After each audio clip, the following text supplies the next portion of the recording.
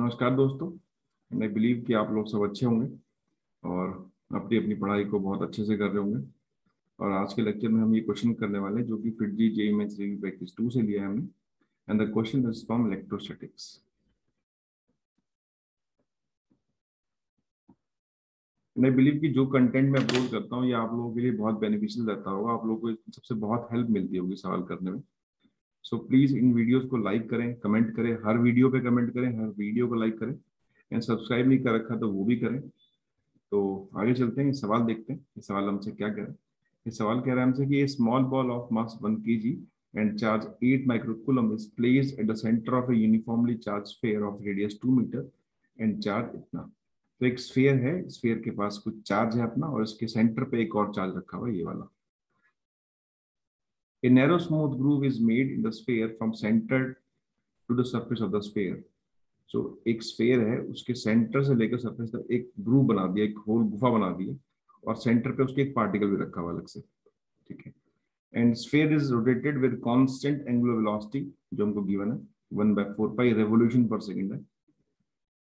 तो इसको हम कन्वर्ट कर सकते हैं ओमेगा को, कि ओमेगा भाई दिस इज इक्वल टू 1/4 पाई, ये रेवोल्यूशन है पर सेकंड। तो रेवोल्यूशन होता है 2 पाई रेडियन। तो इसको कन्वर्ट कर लेते हैं रेडियन पर सेकंड में। तो दिस इज इक्वल टू 1/2 हो जाएगा रेडियन पर सेकंड से इस स्फीयर को घुमाया जा रहा है। Find the speed with respect to ground with which the ball slide out from the groove. Ignore magnetic force acting on the ball. कुछ नहीं करना। तो किस स्पीड से बाहर निकलेगा, ये स्पीड हमको फाइंड करनी है। ठीक है, तो पहले देखते हैं बाहर जाएगा क्यों। बिकॉज इस स्फीयर पे भी चार्ज पॉजिटिव है। लेट्स सपोज उसको हम क्यू बोल देते हैं, और जो पॉइंट चार्ज है उस पर भी चार्ज पॉजिटिव है। दैट मीन्स कि ये स्फीयर इसको धक्का देगा बाहर की तरफ, पुश पुश करेगा कि जा मेरे पास से, क्योंकि हम दोनों रिपल्सिव है, रिपल करेगा उसको। तो किसी भी इंस्टेंट पर अगर देखेंगे इस पे, तो इस पे एक तो इलेक्ट्रिक फोर्स लग रही होगी जो धकेल रही होगी, साथ साथ घूमने की वजह से इस पे एक सूडो फोर्स भी लग रही होगी, सूडो फोर्स जिसको बाहर धकेलेगी। तो ये दोनों फोर्सेस इसको बाहर पुश करेंगी, और दोनों कुछ कुछ काम करेंगी, जिसकी वजह से इसके पास कुछ काइनेटिक एनर्जी में चेंज होगा। सो आप जानते हैं कि भाई इलेक्ट्रिक फोर्स जो होती है दिस इज इक्वल टू होता है क्यू इंटू ई। स्फीयर के अंदर फील्ड होती है k³/r³ इंटू आर। और जो सूडो फोर्स होती है this is equal to m⍵²r। R दोनों केसेस में रेडियल डिस्टेंस है। सो अगर मैं यहाँ पे वर्क एनर्जी थ्योरम लगा लूँ, सो कहती है कि भाई work done by electric force electrostatic plus work done by pseudo force plus साथ में एक और फोर्स होगी नॉर्मल लग रही होगी, is equal to k final minus k initial. भाई नॉर्मल तो काम करेगी नहीं, बिकॉज नॉर्मल तो ऐसे लग रही होगी ग्रुप पे, और जाए ऐसे रहा है तो 90 डिग्री पे ये तो कोई काम करेगी नहीं।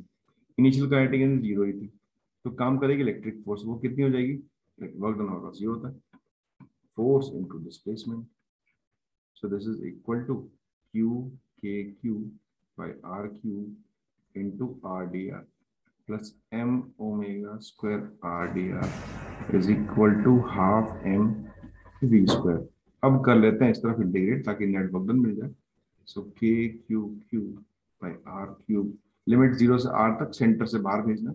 सो R²/2 plus m⍵²R²/2 is equal to half v²। 2 से 2 सारे कट गए, इस R² से ये भी गया। सबकी वैल्यूज पुट करते हैं, तो ये है 9 गुना 10⁻9। Q की वैल्यू है 1/6 10⁻³ स्मॉल q की वैल्यू है 8 इंटू 10⁻⁶ और अपॉन r की वैल्यू है 2 मीटर, एक ही बंदा।